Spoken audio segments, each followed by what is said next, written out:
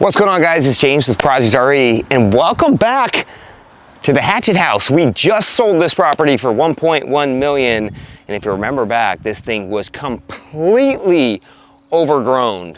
We paid $650,000 for it. We put about $300,000 into the renovation, and now we're pending at $1.1 million. In addition to, we were able to carve off a 4,000 square foot DADU lot that we're gonna build for $350,000 and sell for $850,000. That's where all the juice is. We're not making a ton of money on the renovation, but I'm gonna take you through what we did. So when we bought the property, I bought this sight unseen. I could not get inside. I gave them an offer based on what I could tell, and it looked like a borderline tear down. But once we got inside, we figured we can actually keep this deal together and keep this original beautiful structure. As you can see in this property, once we got it cleared out, it had so much potential and had so much charm. We took the property from a 2-bed, 2-bath into a 4-bed, 4-bath and added an additional 700 square feet of living space into the basement, and we revamped this entire property. So come walk with me, I'm gonna show you what we did, but there was just a ton of work that had to go into this thing. First thing is, we spent nearly $25,000 demoing the yard. This is before the landscaping bill, just to get the trash out and get all the debris out. It was sticker bushes up to the ceiling. We had to see what we were working with to make sure we didn't have a tear down. We installed a new driveway and we rebuilt the entire garage. Now on the inside, everything had to get done, but we wanted to make sure that we kept this original charm. This house had a really good architectural appeal. We wanted to play into it. I mean, just let alone this 100-year-old brick when you come through the arched doorway, that's what makes people fall in love. So we wanted to really maintain this. We kept the original pavers, we cleaned up the brick, and now we have the right house that it's coming in. So now check out the inside. So when I first came through, this place was packed. I could barely get through it. I ended up giving up halfway through because I just could not get through all the clutter, and I had my guys trash it all out. So between the trash out in the yard, that was $25,000. Then we spent another $15,000 to $16,000 installing new sod, new plants, and then the inside of the house, we spent nearly $260,000 upgrading it. So we took this thing all the way down to studs. We replaced the windows, we replaced all the systems throughout, and most importantly, we reconfigured the right floor plan to optimize the price. So when you first came in, we kept a lot of this the same. This is probably one of the only areas that we didn't have to reconfigure around, but we had to reutilize the space. Before, it was a massive living room, and the dining room was off the kitchen that we reclaimed for something else I'll show you later. But we balanced out the house. We kept it a living room, we moved the dining room more central in this location, and then we were able to extend our kitchen out after we revised our floor plan. One big issue with this house was back when we bought it, the kitchen stopped here. It was small, it was not the right size, it was not gonna get us over $1 million. So by eliminating back through here, we had a doorway that would go into a dining room. We were able to extend our kitchen down and gain about 20 to 30% in kitchen size to get the price that we needed. So when you're planning out your renovations, you gotta know not just where your cabinets are or what they look like or what your countertops are, what your design, it's the flow of the house. And we have to give the right product. When we're looking at the comps, they all had a little bit larger kitchens, so we knew we had to extend it down. We upgraded all the kitchen cabinets with a shaker style cabinet to match the architectural appeal. We went with a very neutral but timeless finish package. This house is over 100 years old. We don't want to over modernize it. We don't want to overshine it up. We want to play into this architecture. So we went with a full backsplash, but all warm tones, and it ties in with a little bit of a modern edge with the Calcutta style slab. Now in here we had this cool little window bay, so we were able to repurpose this space for a little sitting area. Everybody wants their little dining space. And so we installed cabinet lowers, a table, now they have a little sitting spot in here.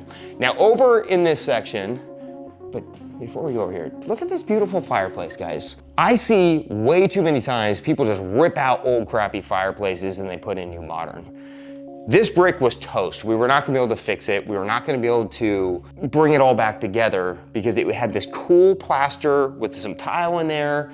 And so how do we keep that original charm? there's no way for us to tile this old style. So we ended up doing a plaster finish all the way through, so we were able to keep our little nook and we were able to keep that 100-year-old charm. And that's how you get the big pricing.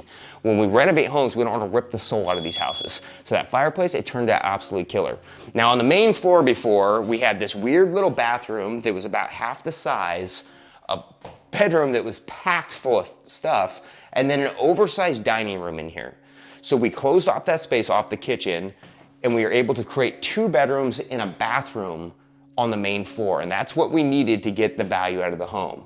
Now we have much better flow. The kids can live downstairs. They have a proper bathroom, not a too small a one, and we're able to utilize the space. Now upstairs, this is where a lot of value got created. The home prior was more of a loft up here. There was like a little half bath that was kind of tucked in, bunch of weird bedrooms, weird hallways, and it was a complete waste of space. So we demoed and reframed this entire section. We installed a bedroom through here or / office, and we were able to create a new hallway by eliminating a massive fireplace chimney in this section and create a bath to service this bedroom in here, and then create a new primary suite. To get the 1.1 million, we had to have a primary with a formal walk-in closet and a bathroom. We were able to attain and utilize this space upstairs.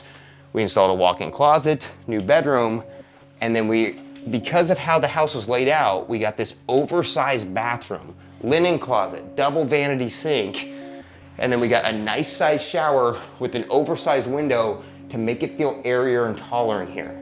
The bathroom was finished off with designer style specs, 18 by 18 natural stone tile, double vanity shaker cabinets, spruced it up with some sconce lighting to add that extra charm. And we spent a little bit more money on a curbless shower, which cost us roughly about $1,000 more, but it gives that luxurious feel. Plus we had some lower ceiling heights. We didn't want to curb. The more we can take out dimensions, the taller the ceilings feel. And so the shower turned out absolutely killer. The finishes were on point, but most importantly, again, the layout now really works. So we've already created 1,800 square feet, 4-bed, 3-bath. On the main floor. That's a good floor plan as is, but then see what we did in the basement. That's how we got that 1.1 million. If we wouldn't have finished the basement, we would have sold the property for about $950,000. To finish the basement cost us about 50 to 60,000. So we were able to 3x our money by adding that 700, 800 square feet in the basement. So now, because we reframed and it brought out our kitchen, we were able to create this hallway that transitions down. In the basement down here, you guys, this thing was packed full of junk. I mean, we had the amount of metal that was down here, shelving, old pickle jars, everything that you could think of was stacked to the brim, and that's why our demo cost was so expensive. We got it all trashed out, and then we found out we had really good usable space. There's a lot of beeping going on here. We had good usable ceiling heights in here. In this section through the basement, we had this huge crawl space the homeowner had kind of dug out for whatever reason. But it allowed us to capture the space and really balance it out because we were able to get our laundry room in here so it's not interrupting the flow of the basement. Down when you come down the stairs, we created a nice large bonus area, added a bathroom in this section because we had to have a bathroom, service the bonus space, in this 4th bedroom that we needed to get over that $1 million comp. Got installed right here, and this feels really good. Installed a new egress window, walk-in closet, it's a good size, and the house went from a 2-bed, 2-bath, 1,800 square foot, borderline tear down. Most people would have torn this down, and we brought this thing back to life and sold it for 1.1 million.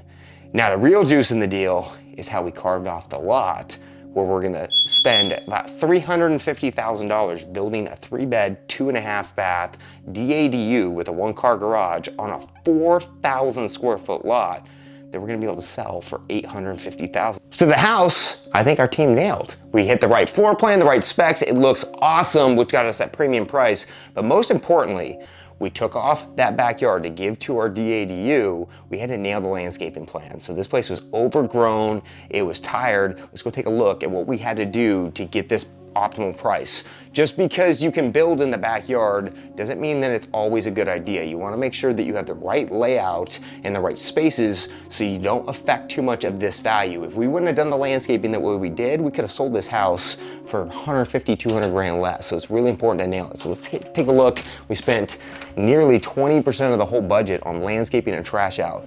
And it really, you can see it. So the Hatchet house was on nearly a 9,000 square foot lot in Seattle on the corner.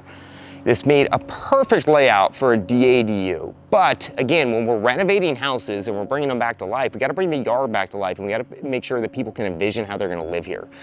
So in the yard, we spent a lot of time laying this out to make sure we get that premium price. The key to this was we were able to section off this backyard where we're gonna be building, and the next buyer doesn't even have to think about it. We installed a brand new 6-foot fence, and then we rebuilt the entire garage, which gives us a lot of privacy. So they have a driveway, they got the parking, and it doesn't take away from the house, which got us this premium price at 1.1 million. The market's a little slow right now. We sold this house in 4 days because we put the right plan on it. In the backyard, this thing though, once we take away 50% of our yard, we gotta create that space. We ended up installing new sod in this section for extra grass, a paver patio so they can come off their kitchen. We couldn't really get a deck in, so we wanted to give them that outdoor space.